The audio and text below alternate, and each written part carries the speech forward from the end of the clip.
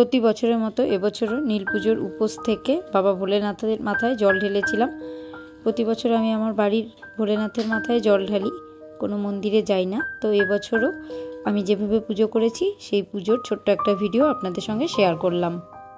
সবার প্রথমে আমি প্রদীপ দুটো জ্বালিয়ে নিলাম।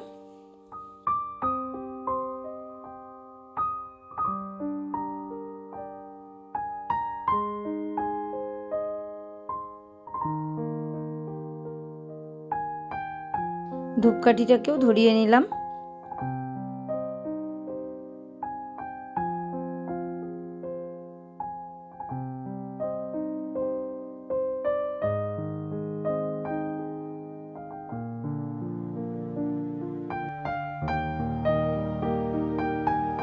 পুজোর শুরুতেই আমি ঘিয়ের প্রদীপটা বাবা মহাদেবকে দেখিয়ে নিয়ে তারপর পুজো শুরু করব।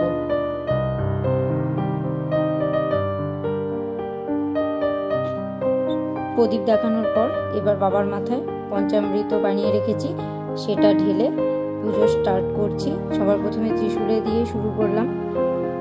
আমি এইভাবেই প্রতিদিন জলও ঢালি বাবা ভোলেনাথের মাথায়।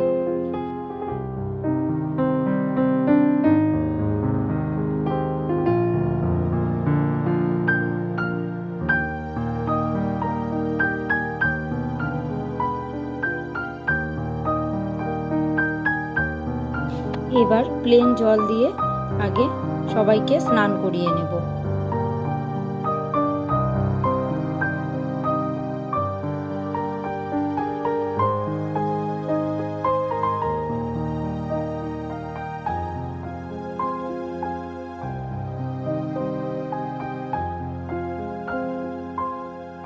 প্লেন জল দিয়ে স্নান করিয়ে তারপর একটু পরিষ্কার করে নিয়েছি। দুধ, ঘি, মধু সব লেগেছিল বাবার গায়ে, তা পরিষ্কার করে এবার আমি গঙ্গা জল ঢালছি বাবার মাথায়।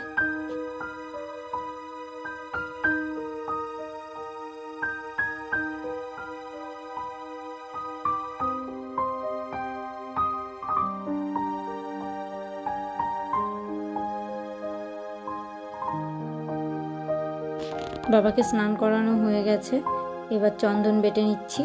বাবাকে চন্দনের টিপ আর তারপর বাবার গলায় বা বাবার মাথায় যে ফুল বেলপাতা দেব তাতে চন্দনের ছোঁয়া দিয়ে নেব।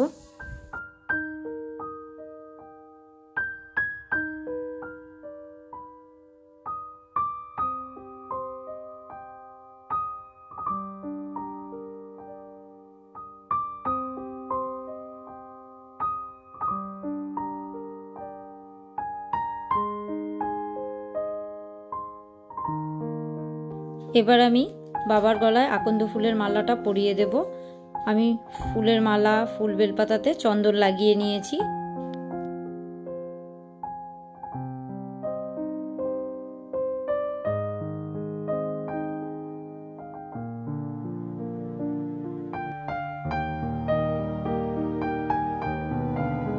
আমি একটা জবা ফুল গৌরী পিঠে দিয়ে দিলাম মা গৌরীর উদ্দেশ্যে।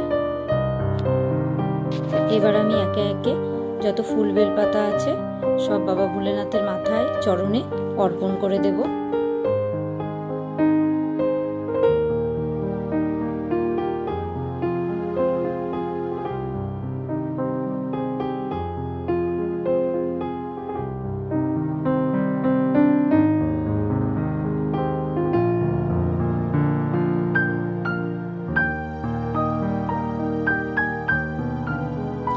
ত্রিশূল ও নন্দীকেও একটা একটা করে ফুল আমি অর্পণ করছি।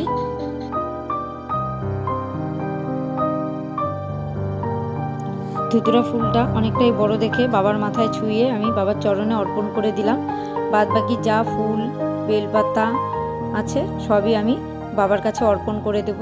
যতটুকু মাথায় দেওয়া যাবে দিয়ে বাবার পায়ে সমস্তটা আমি অর্পণ করে দেব।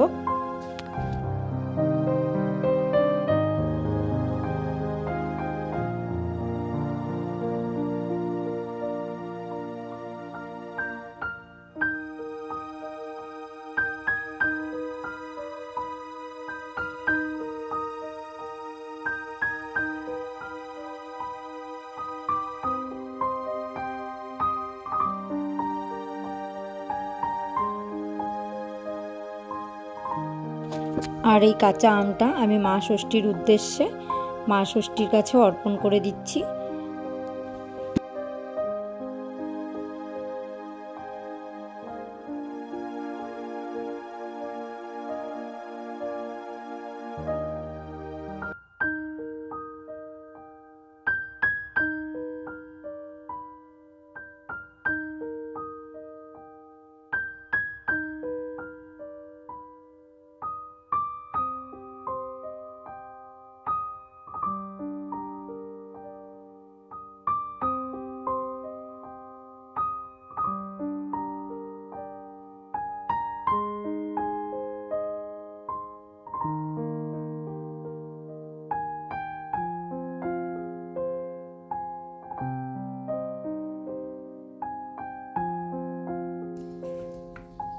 ফলগুলো ওখানে আটবে না, সব ফল, তাই ফলগুলো ঠাকুরকে ছুঁয়ে এক সাইডে দিয়ে দিলাম।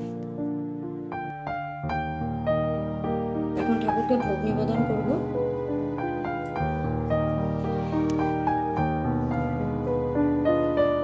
যেহেতু মহাদেবের পুজোয় তুলসী চলে না,